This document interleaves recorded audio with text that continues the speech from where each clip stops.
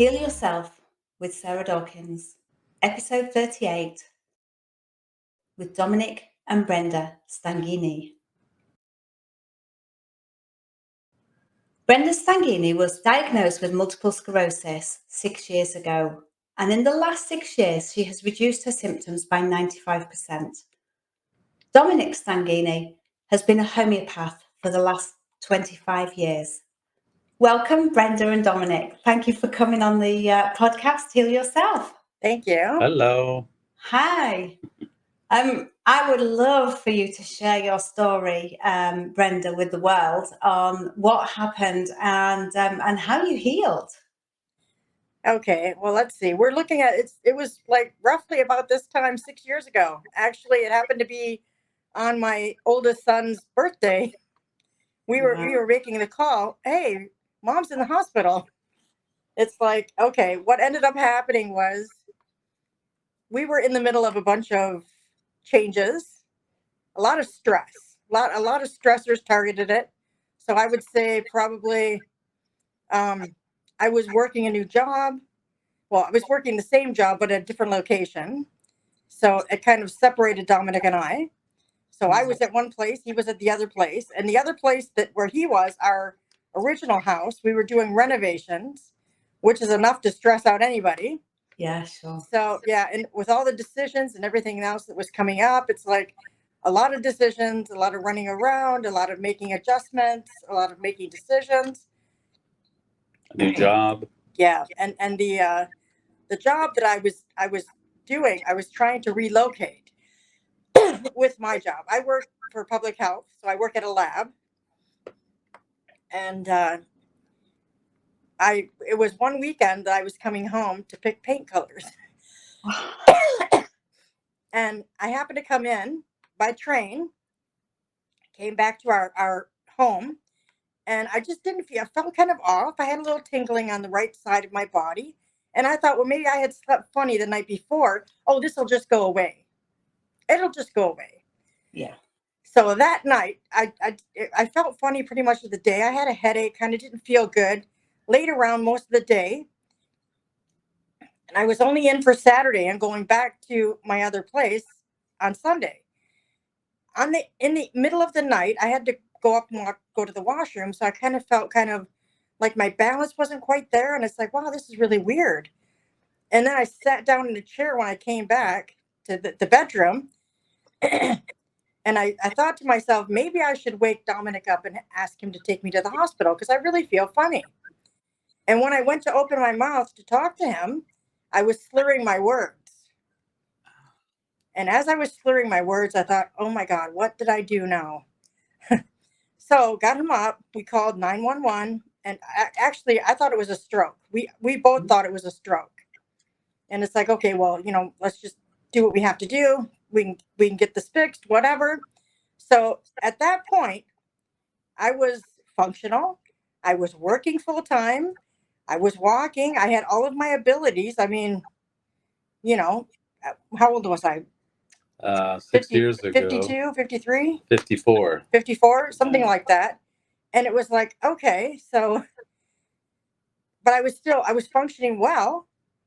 When the EMS came, I walked, because our house had a lot of stairs. I walked down the stairs to get on the gurney to get into the ambulance. So then we go to the hospital. And we tell them in the emergency what we think's going on and all this. And that's when the call went to my son. Your mom's in emergency. And he drove all the way from Ottawa to come out here. It's about 5 hours away. Ottawa to Toronto. Yeah, but as it was, they thought it was stroke. They thought it was stroke, so they started treating me for stroke. Gosh. And I ended up having to be admitted. So I was admitted the first day, and it was like every day after that, like Domenic would come in and visit me, but my body functions were lessening. Like I was losing something every day. Paralysis was increasing every day, in spite of the doctors. And the doctors were they were outside of themselves. They didn't understand what was going on because they couldn't stop what was going on. Yeah. At some point, they started shooting me with a bunch of steroids. And at one point, I guess I was getting MRIs all the time. And Yeah. it came to a point where I had a breathing episode. They were hoyering her out of the bed into the chair because she couldn't get out of the bed. So now the Hoyer lift, right? And Yeah, the so hoist. she's in the middle of the hoist up in the air, and now it's a code blue. She can't breathe. And so they're hitting the button, and everybody from the ward is pouring in, trying to get this woman to breathe again. And then So that's when they took me to ICU in this one hospital. So I was in ICU now, and they immediately stuck a feeding tube down my nose. And it's like, okay, so, and after that, it was just like, I couldn't move anything. I couldn't move. So from the neck down, I couldn't move anything, but I could feel everything. Every needle they stuck into me, everything, I could feel everything. And it was like, and it just kept going down. And then from there, like, at some point, breathing tube as well, feeding tube, breathing tube. Breathing tube came after. Oh, yeah. That was the night after you left. And he came in one morning, and I guess the ICU nurse says to him, "It's not as bad as it looks. It's not as bad as it looks." Because I do believe at one point, Domenic asked the doctors, "Hey, if she's losing all of this stuff, what's going to happen if she stops breathing?" And he says, "Oh, no, that's not going to happen. That's not going to happen." And then it does happen. Then when he showed up, I have a breathing tube. So it's like, okay. Yeah. But anyway, at some point during all of this, for myself, I couldn't communicate with anybody. I am totally internalized. So I can see everybody around me doing things, but I can't communicate with them. We were communicating. Speech language pathologist came in, and she showed us a lettering system. And so we were going to get her to blink twice to choose which letter of the word she was trying to speak. And so we'd have to guess the word. Once we got the word, it could be 30 minutes later. And then you have to try and figure out what the sentence she was trying to get at. And it was a very, very, very hard process to communicate. But during all this, they're continuing to do the MRIs. They're continuing to do blood work. They took spinal fluid at one point. Yeah, spinal tap. Yeah, and at that point, I think that they sent me to another hospital, and they ambulanced me to another hospital. And when I went to that hospital, they gave me plasmapheresis treatments, and I think it was 6. I thought it was 10 or something. I thought it was 6. Have been. I think it was 6. I think it was 6. It was 7 days there. Yeah. But I think that by doing that, it stopped the storm that was going on and everything else. And like I had bottomed out, because my whole mentality is, at the very beginning, I thought to myself, okay, I've done this. I'm the one that's going to have to fix this. Just let me get to the bottom and work from there. So where is the bottom? Yeah. And at this point, I think we're hitting the bottom. When we went to the second hospital, I think that was bottoming out, because when they started giving me these treatments, like I had twitches, which I'm sure that the family was just like thrilled that they seen any movement at all. Yay, she could move something. Yay, she can twitch. And then at some point, they sent me back to the other hospital that I had come from. And there, it was a matter of, okay, now we do therapy. Now we have to start therapy. Well, hold on. They wanted to put you on cancer drugs as well as MS drugs, because the oncologist said that, the immune system is attacking itself. And so we got to start cancer treatment. And the neurologist says, well, our diagnosis is MS, so you got to start MS drugs as well as, physiotherapy and trying to move your fingers and all that kind of stuff. So carry on. So at this point, I'm back at the first hospital. And at this point now, it's like, okay, the ball's in my court. I have to take control of this, and I will make it happen. And at that point, it was like, okay, I've got this. And it's absolutely no negativity. I don't want anybody in the room that has negativity, because if you're negative, you're no help to me. No. So it was the whole thing. Like when the one doctor came in and he wanted to give me cancer drugs. It's like, no, no, I don't see why. And my whole thing is I'm very logical. I'm a numbers person. So Okay. when you start telling me, okay, we're going to give you cancer drugs, it's like, no, why would you do that? You're seeing incrementally, like so much. She had hit the bottom and was starting to come up, so there was very slow progression, like watching paint dry, but it was definitely there, and they're We trying thought it to, was slow. yeah, We thought it was slow. With yeah, them, it was incredibly fast. yeah. This stuff doesn't happen when you have neurological issues. These Mm. things don't turn around this fast. So, mind you, like as I was working on this and it kept going and going and going, it's like that was my whole focus was getting this working. I have to get this working. I'm going to do this. I'm going to take care of this. And you pull out every tool that you've got in the toolbox. Yeah. And then you borrow some from somebody else. Hey, if you've got something, hey, I'll try that. Like you at some point you try anything and everything in its place, and the things just kind of start falling into place. Yeah. At the time that I was working with the regular physiotherapists. Hold on a sec before you go that far. So 14 days in, she's transferred back from the second hospital, given the diagnosis and the drugs. By the way, she never said, but she refused the medication. So she's got no medication. She's a quadriplegic.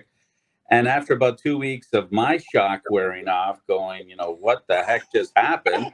Yeah. I'm like, I can't do any worse than these doctors. I cannot do any worse. So I started bringing in some homeopathic medicine, unbeknownst to the doctors.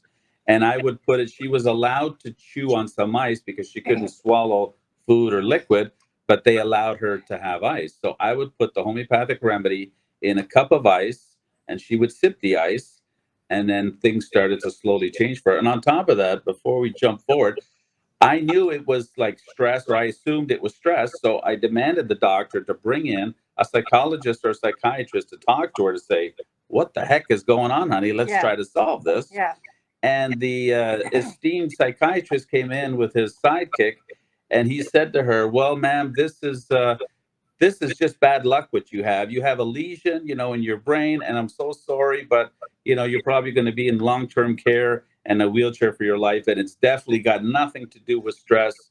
And we're like, okay, bye-bye, leave, Wow. just get out of Yeah. the room, Yeah. because he was not going to be of any help, and he had no clue the connection between the mind and body, and you're just No. dooming a patient, there to when they're in the worst possible position, you're just dooming them. But anyway, sorry to That interrupt was you. that was one of the people that we couldn't get rid of fast enough. Yeah. I Because bet. it's like I can understand you have no help for me. So you know what? Nice day, thank you. Get On out. your way. Yeah, on your way. Yeah.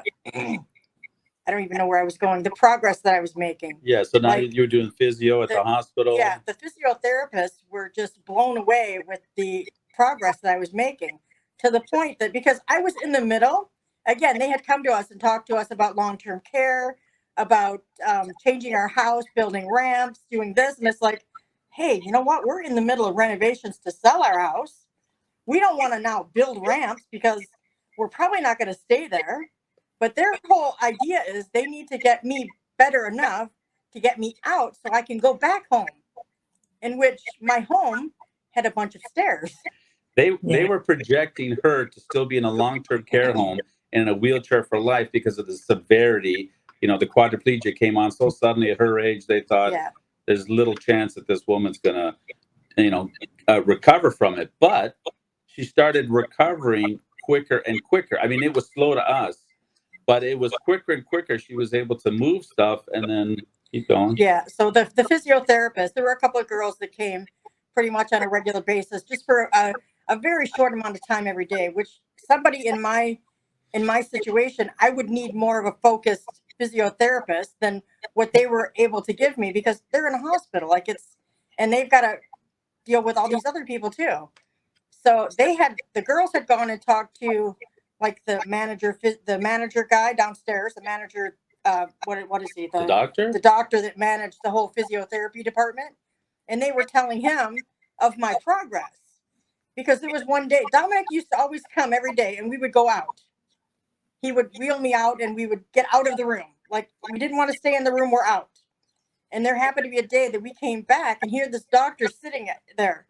And he says to us, well, he said to me, well, I'm reading the reports that the nurses are telling me, and I didn't believe it. He couldn't believe it. And he says, I had to come and sit and talk to you myself.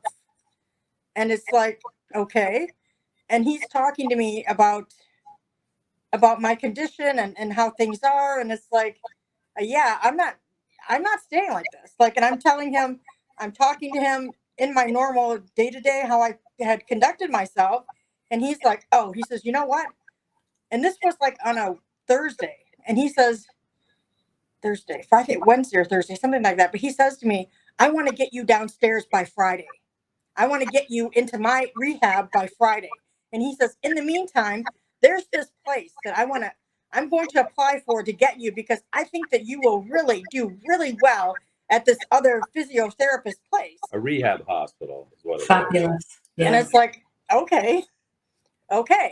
And at this point now, like, the tools that you're looking at, you're trying to use everything. And like, we could get more into that if you wanted it at some other point. Please. Yeah. But so he's like, he applied for me to go to this other place.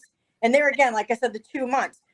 And I'll tell you, my oldest son, I've always taught my kids the same that I was taught. You can do anything.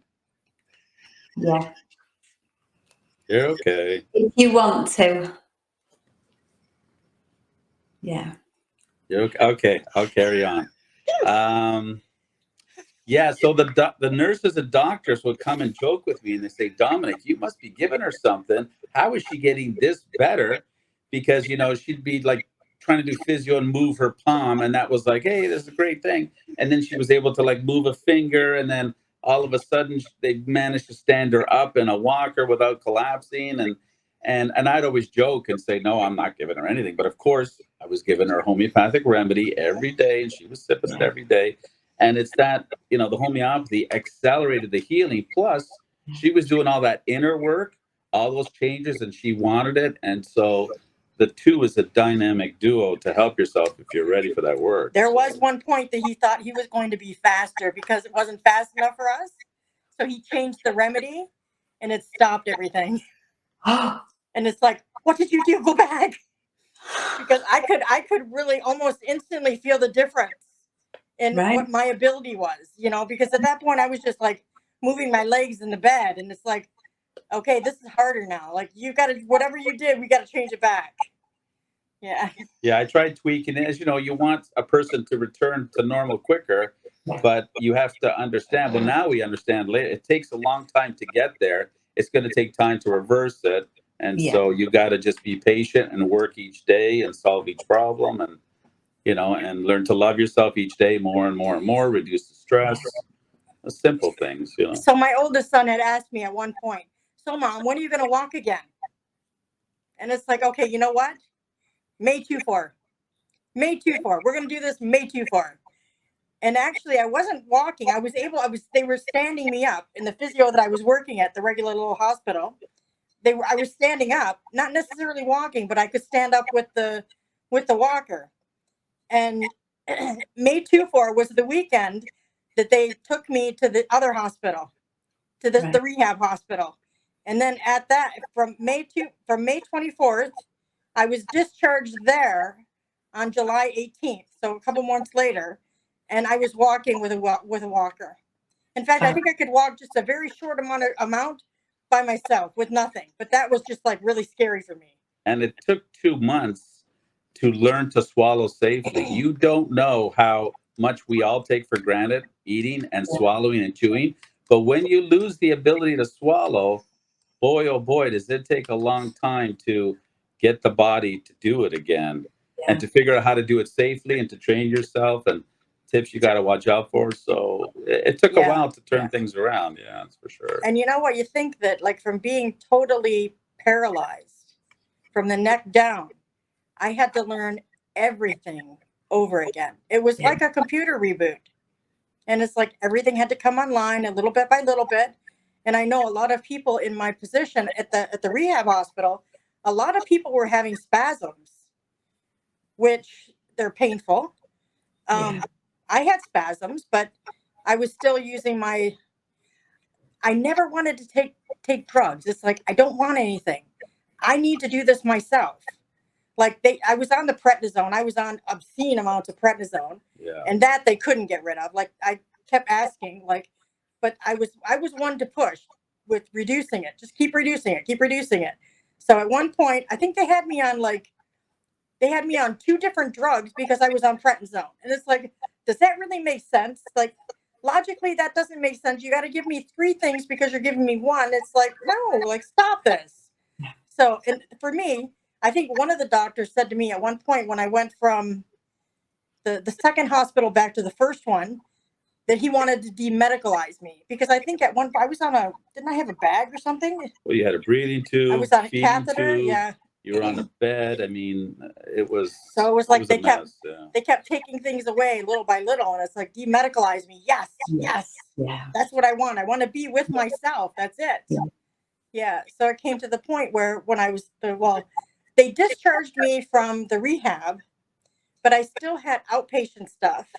But because I had progressed and because I had the determination that I did, my rehab, I didn't go back once a week, or like I wasn't going back to get exercise from my physiotherapist. He would schedule me like once a month just to come back and test me on how well I had done. Because I would go home and I would do my own stuff. I was doing pool therapy, I was walking around the block, like I was doing all of this other stuff to build myself up. Fabulous. And can I just go backtrack a little bit else? What other tools did you use in the hospital? I know you've written about some in the book. Okay, well, the very first thing, and I think this is the utmost important thing with anybody's healing journey, is the first thing that you have to do is you take responsibility. I'm in this position because I choose to be here. And I'm the one that has to make the changes to get myself out of here. And that's nobody's empowering. going to do it for me. That is empowering to know that if you created it, you can get yourself out of it. Because I'm the one laying in this hospital bed. Nobody else is going to do this work.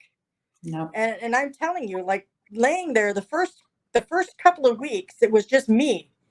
It was me with me. And it's like, you know, like Domenic said, like when you have a feeding tube and a breathing tube, it's like, oh my God, you know what? I would really love to have a glass of cold water because I was so hot. And it's just like, if I could just have a drink of cold water, unlikely known to me, it would be another 2 months before I could drink water. But liquid water. Yeah. You could have ice chips, but not liquid water. Or I could have thickened stuff, and it's like, it took a long time. Thickened food, yeah, that was. But even at that first moment of being by myself, I kicked in and started doing my own. I would do visualization. If I woke up in the middle of the night, if I could move my toes, I'd be moving my toes. So it was like, in any waking state, I was exercising. I was trying to do something. So I was still trying to connect and build those.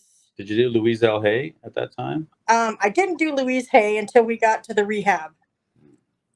So it's like, it's with tools, it's everything. It's everything in the kitchen sink. Another thing she did at the first hospital is she wanted t-shirts made. So I made 5 t-shirts with positive sayings on them. And I don't know why more people don't do this. All the patients in the hospital love to see her come walking around like in her wheelchair or whatever with these positive sayings on it. Like I forget what some of them were, but they were just. I'll tell you. The whole thing is the water experiment, where you've got the water in the glass and you put the saying on the outside of it, love or whatever, and you change the molecular structure of the water. Hey, you know what? If I put these sayings on me, I'm going to change that molecular structure within me. Yes. So let's do it. Let's do one. You know what? I'm in charge of my healing. Yeah, I'm in charge of my healing. That was one, big one. Patients love to see that stuff. New progress every day. I'm going to show Domenic because he's taking interest in me. Yeah. He's coming to visit every day. So I'm going to show him something new every day. And you did. And she did, yeah. And I'm telling you, the patients love that positivity, as opposed to you walking down the hall in a wheelchair walker and everyone's doom and gloom, and Yeah. they're frustrated being there. You know what it's like in a hospital. So, but if you're positive there, you're just shining some light. People love that. People want to see positivity. You go to a hospital to heal. Yeah. So Yeah. And people Yeah. were looking for me. What do you got on today? Let me see. yeah. Oh, wonderful. Wonderful. Wow, what a journey. Yes, it's been quite an eye opener. And it took about a year. Like once she got out, it took about a year to get the balance completely back to normal. So I would drop her off. Back to normal. It's still not back. Well, I would drop her off at the pool, and she would do pool exercises that they recommended. And then eventually, she didn't need the wheelchair going to the pool. And then eventually, she was walking to the pool, and then she was driving herself to the pool.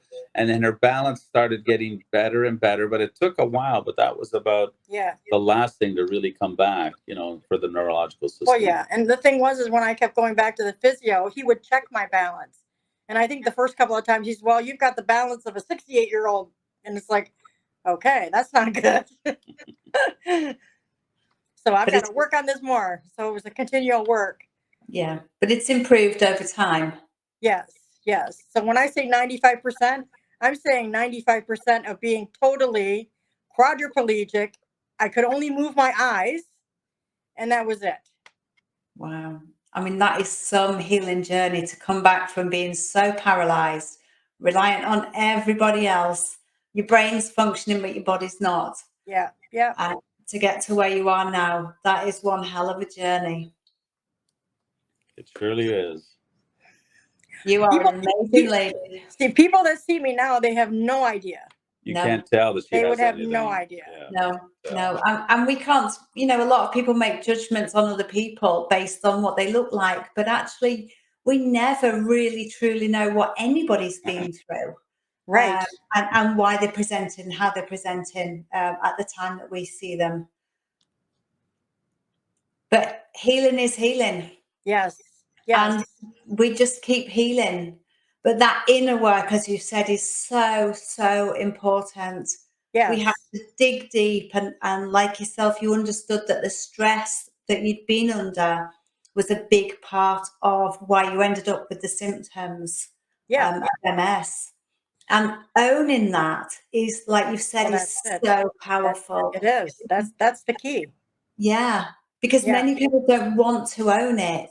They want to blame.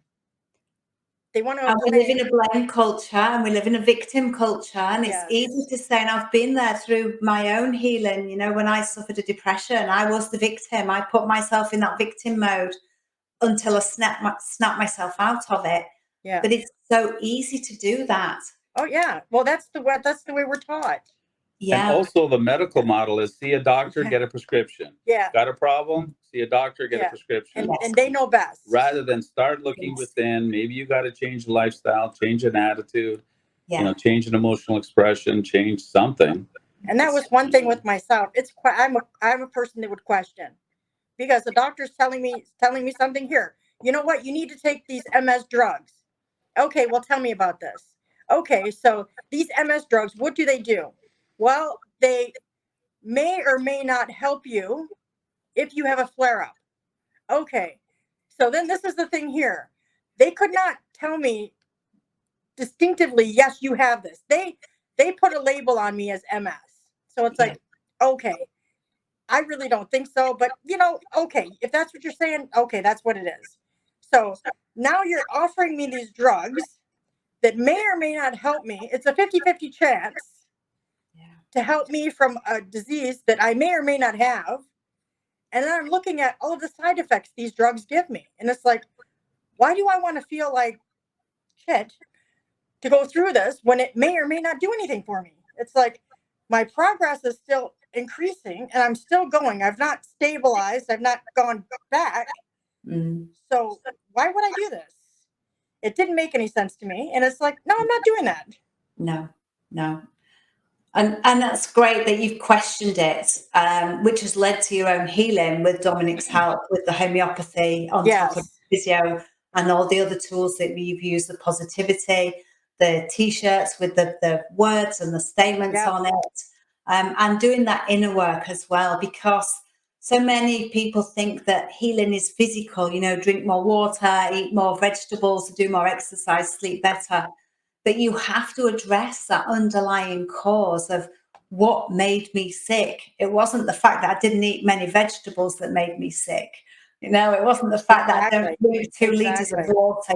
What made me sick? And in your case, the load of stress from all different aspects around you at that time. And I think we need to look at our lives as well, because stress, in my mind, stress is a personal construct. Things happen around us all the time, but it's how we perceive those things that are happening. We can feel overwhelmed by many things happening around us, and then we perceive that as stress because there's so many things happening and we feel overwhelmed. But it's just the way that we're looking at it. Yes, lots of things are happening around us, but we can change the way we view it. So, and that again is about taking that responsibility back, to looking at it, because so many people are feeling overwhelmed and feel stressed because of the overwhelm. But if we change that perspective and look at it through new eyes, yes, there's a lot of things happening. What can I control and what do I need to let go of? And do what we can to control what we can. Obviously, there's things that we can't control. But if we can take control of what we can take control of and be more at peace with ourselves for understanding that we can only control certain parts of it, but other things are just going to happen regardless. Oh, that's the thing, being flexible. That was a big thing, was being flexible for me, because that was part of what I was. Needless to say, that's the lesions, the hardness, the sclera. It's being inflexible. The myelin. So with multiple sclerosis, the myelin sheath hardens, and kind of like a rope of a water hose, it kind of scales off, allowing the water to spout out. And so that allows the electrical signals to spout off. So and the connections aren't made. Metaphysically, we tied into, because we're very much into, understanding stress and anxiety before this even happened. But we tied into that multiple sclerosis was the hardening of the myelin sheath. There seems to be a preponderance of a lot of people with MS have got this stubbornness and fixed attitudes and unwilling to bend. And so they keep going down that road, and they're not willing to keep an open mind and to change. And so metaphysically, or for some reason, the body, that's what happens to the myelin sheath. So people think, I got to take this drug for the myelin to heal the myelin. And really, all you have to do is make some inner changes, be more flexible, have an open mind, be willing to try new things, and examine themselves and make some changes. And it's a matter of going with the flow. Yeah. If you have a focus to do something and something else gets put in your way, it's like, well, okay, let's do it this way then. Be flexible, move. Flow with the river of life and quit trying to swim upstream. It's a lot easier to tackle stress if you can just accept what's coming at you and solve it. And just move on. So, because life doesn't stop happening. No, it doesn't. MS or not, it's still going to keep coming at you. Exactly. It is. And a few years ago in my own healing, I came across I read something that really resonated with me. And it's like 5 and 4 make 9, but so do 6 and 3. Yes. This is my way, but actually, why can't this be my way too?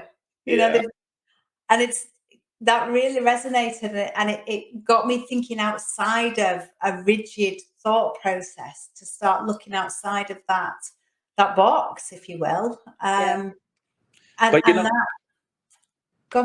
sorry, I was just going to say, we're not trained. When we were little children, we're not trained any of this. So if you happen upon some chronic disease or even a minor disease, you're not really told, again, you're told to go see the doctor, get a prescription. You're not really told, control your stress, go take a relaxation course, go do yoga, or go do something so that way you can relax, learn about your mind. If we had been told that from, say, grade 1 and up, how much more revolutionary would our healing be, at this point in our lives? Like me.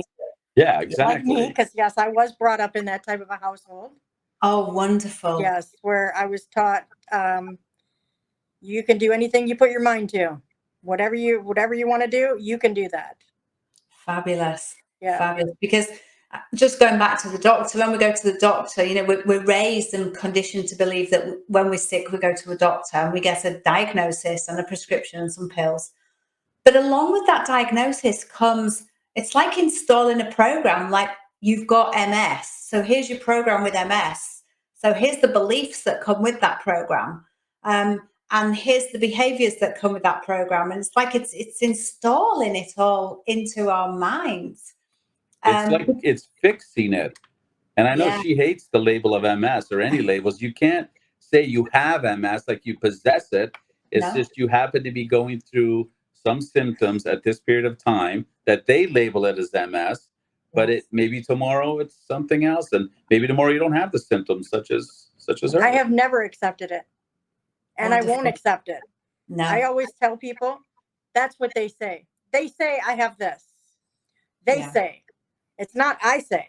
no, I no. say that I can do whatever I need to do. Yes. And I prefer looking at symptoms. You know, when I'm working with clients, it's like, what are your symptoms? I don't want to know what the diagnosis is. What are you experiencing? How is it affecting your body, your mind, your life? Let's look at, and I love metaphysics Yeah. because the rigidity of the inability to change your mind can also affect things like Parkinson's. Yeah. That rigidity, some of the arthritis, rheumatoid arthritis, because of the rigidity of the joints. So that rigidity in your life can be reflected in a number of different diagnoses, if you like, within your body. So it's looking at what is underpinning the symptoms to be able to work out how we need to how we can reverse those symptoms. Yeah. Well, we tend to believe that as you think, that's what's going to be reflected into your body. So if you're thinking balanced, loving thoughts, your body's going to reflect that. If you're thinking off balance and for an extended period of time, whatever that could be, a month, 6 months, 6 years, all Yeah, of a sudden the body, will break down and start displaying that imbalance in the mind. So, but yeah, that's empowering because then you can reverse it by just coming back to the balance and fixing whatever's off balance. yeah. So some of the really big tools that I use for myself, the first thing I did, going back to my childhood, you start visualizing. You do the visualization. You visualize the white light coming in through your head, going all down your spine, cleaning and clearing everything up. Like you make the necessary changes inside from visually seeing that. And because I was laying in the bed all that time, that was I had a lot of time to do it.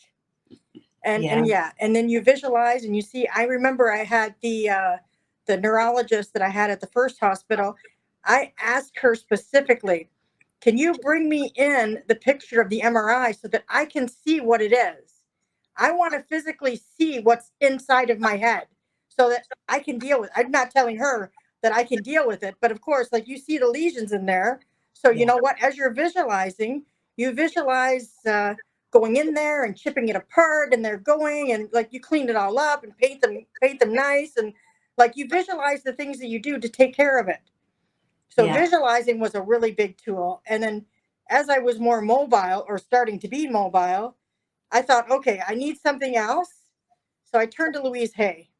Louise Hay has a really good meditation on YouTube, and it's I think it's assisting in your own healing. Yeah, that's And okay, it's like an hour and a half long, but the meditation itself is not the whole hour and a half. She has an intro explaining who she is, what she does, that kind of a thing, which is your metaphysical stuff that she explains about your thoughts and attitudes create things and stuff yeah, like this. So, and then the meditation is really good too. And I did that meditation every day. When I would go to sleep, I would put that on, whether I was listening to it or not, it was going in every day. And I would wake up. If I woke up in the middle of the night and it was off, I turned it back on and started again. Like it was continual. So those two, as well as Domenic, like I'm telling you, like Domenic stuff really, accelerated what I was doing for myself. But thank you for that. But one good thing, or one major thing to remember, is that when she was doing the Louise L. Hay, and we always say, learn the lesson, whatever's in front of you, don't run from that lesson. Yeah. Learn from it, solve it, because that brings the stress down, the peace comes down, the love flows in, the symptoms get less.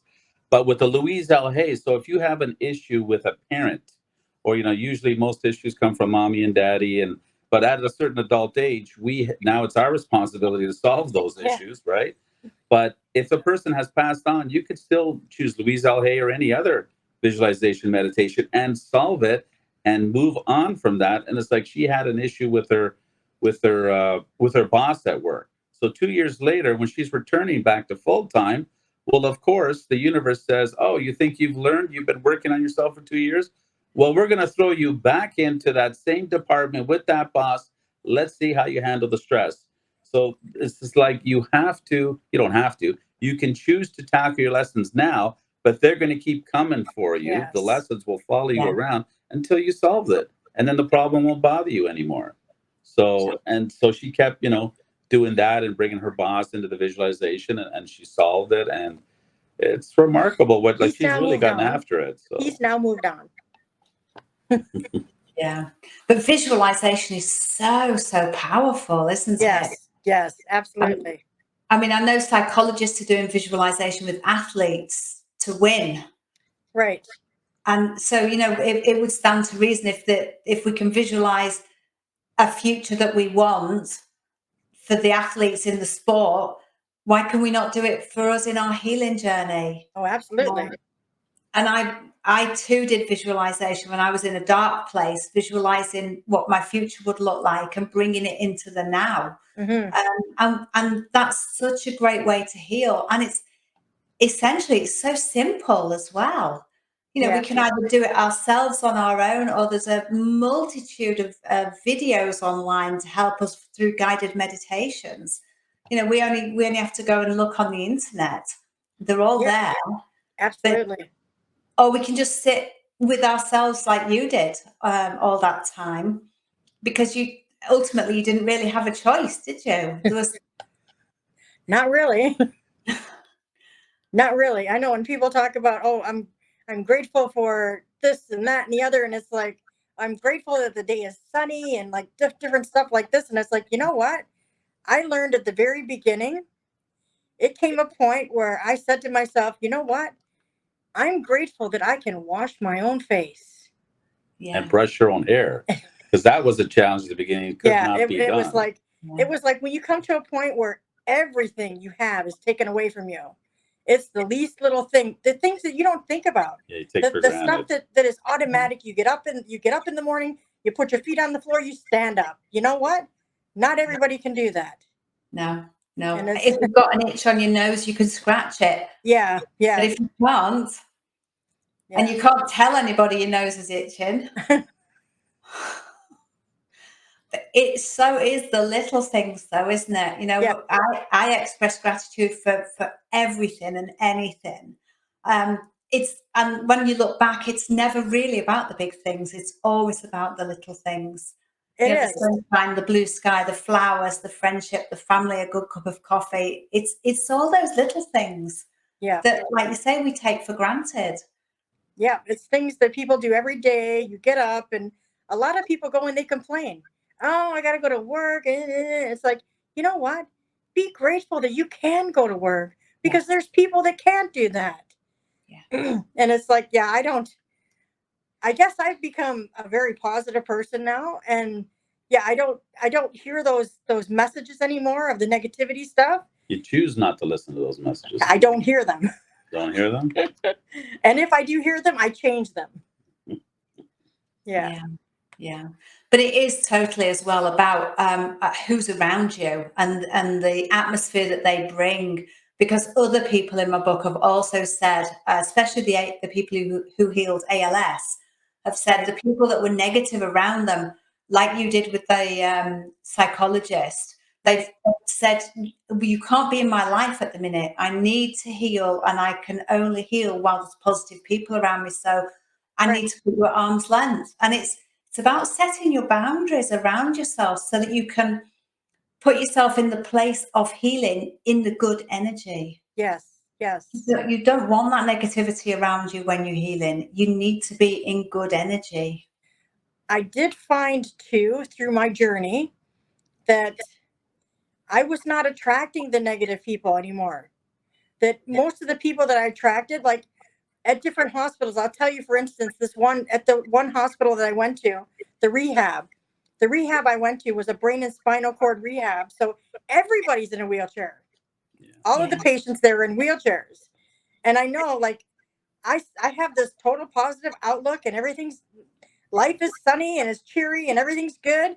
And there was one time that I was in the room where the TV was, and this one guy came over with his wheelchair, and he wheeled up next to me, and he says, they're sending me home tomorrow. And it's like, oh, wow, you get to go home tomorrow?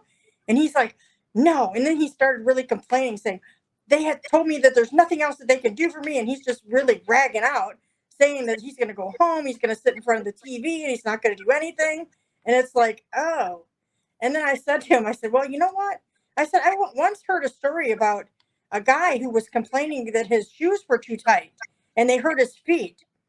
And then somebody else came and said, well, you know what? At least you have feet. Yeah.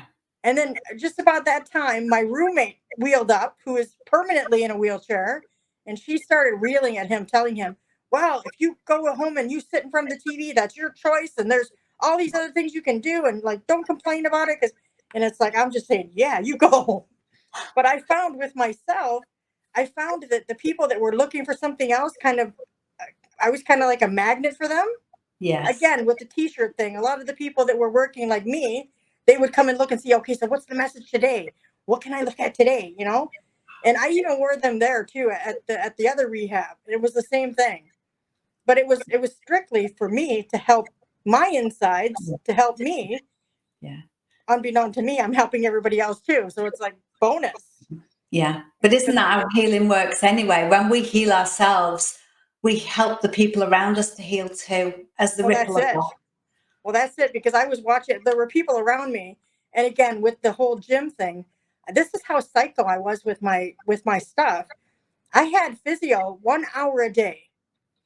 And the thing is after that, like, Domenic would always come to physio with me, and he would be with me with physio. And then he would leave. He would go home, and I'm still there. So he would leave at what, 3 o'clock? And then I would go to the gym, and I would close the gym from like 2 to 4:30. So I'm still going into the gym working more. And It seemed as though all of the same people were in the gym. So all of the people that were really interested in healing and working on themselves, they were all in the gym. Yeah. Because it's a choice, as you've said. Yeah. We all have a choice. And you choose to heal or you choose to complain. Yeah. Yeah. And at some point, like, the doctors didn't really mess with me. We had a doctor that came in every day just to check in and see how you were doing. And like, he would poke in aside and just like look around and say, oh, I see you're up. How you doing today? Oh, good. Everything's good. Okay, fine. Bye. And that was pretty much my interaction with my doctor. Wow. But it's funny, but they still kept pushing the MS meds, every, 3 or 4 months or whenever she got discharged and then went back to the neurologist. Yeah, the neurologist. It still, is it time to get on the MS meds? And she would refuse. And we're like, look at how much she's improving. Why would you want to put her on MS meds? But they're like, no, we got to suggest it or whatever. And this is a doctor. It's really surprising. This is the doctor who seen me at the very worst. She's seen me when I was in ICU, when I had the plasmapheresis treatments. So in my first visit to her when I was still in the hospital, because we would have to ambulance to the doctor and have our doctor's appointment. The first time she seen me, I was sitting up in a wheelchair. And it's like, wow, that's progress. The next time I seen her, I came in with a walker. Wow, that's progress. Yes. The next time I came in by myself. I had taken the subway to get to her, and now I'm here. And it's like, wow, I think that was the time that she quit asking me about taking drugs. Because then she didn't want to know what she just said to me at that point, I don't know, whatever you're doing, just keep doing it. You're doing good. Yeah. And she didn't want to know. The funny thing is, she didn't even want to know what we were doing or taking. I don't know if I would have told her Yeah. that we were doing homeopathy as well as all the other stuff that she was doing, but never wanted to know. And I said to her, well, is it rare to have, or is it common to have a person turn around this MS symptoms, at this age, at the stage she was in? Is this kind of normal? Do you see this a lot? She goes, no, I never see it. And, she just never wanted to know how we did it or anything. It's a little bit shocking, to be honest with you. And it was the event I had as well. It was nobody, like, I don't think she had seen anybody go that far down.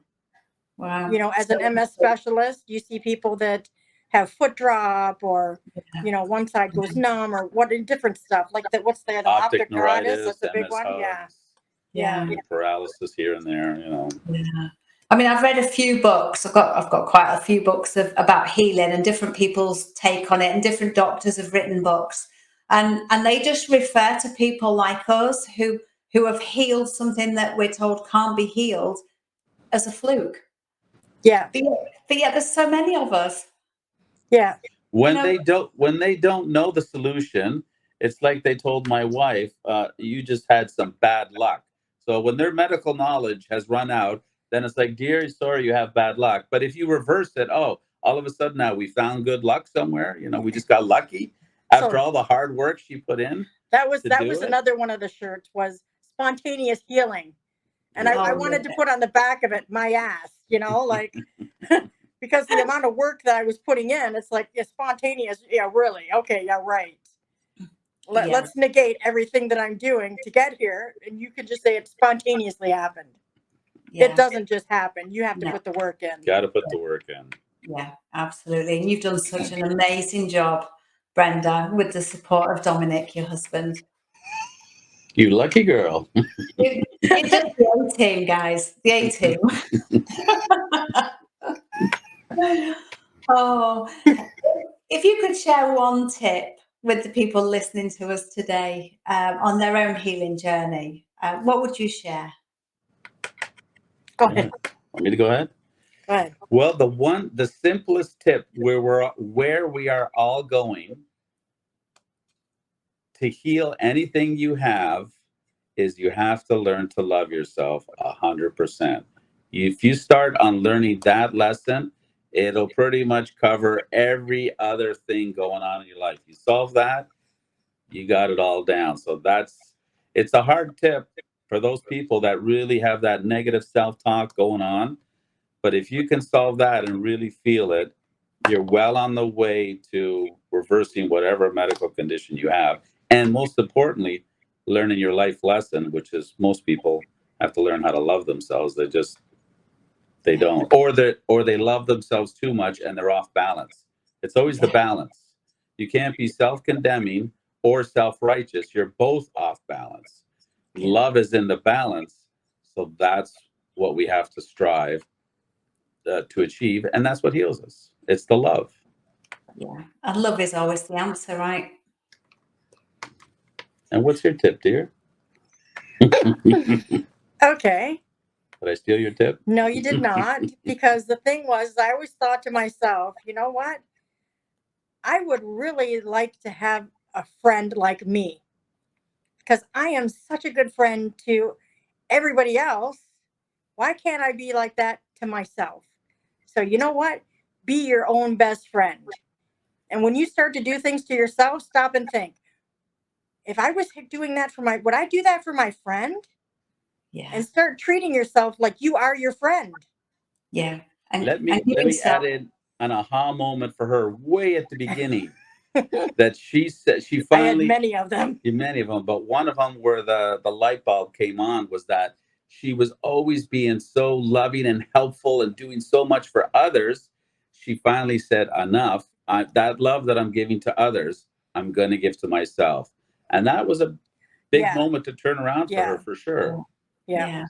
Because often we don't give ourselves that loving kindness and compassion and unconditional love that we give to others, do we? Well, it's not only that, but we are always the one that gets shorthanded. Yeah. So we're always doing for everybody else. We're doing for our kids. We're doing for our husbands. We're doing for our job. When do we do for us? Yeah. And it's like, instead of taking all that time and doing for somebody else, you know what? I'm going to do for me first and then other people. Wonderful. Another really good one is what anybody else thinks about me is none of my business. Oh, I love that. Yes. Yeah. I can't remember who said that. Yeah.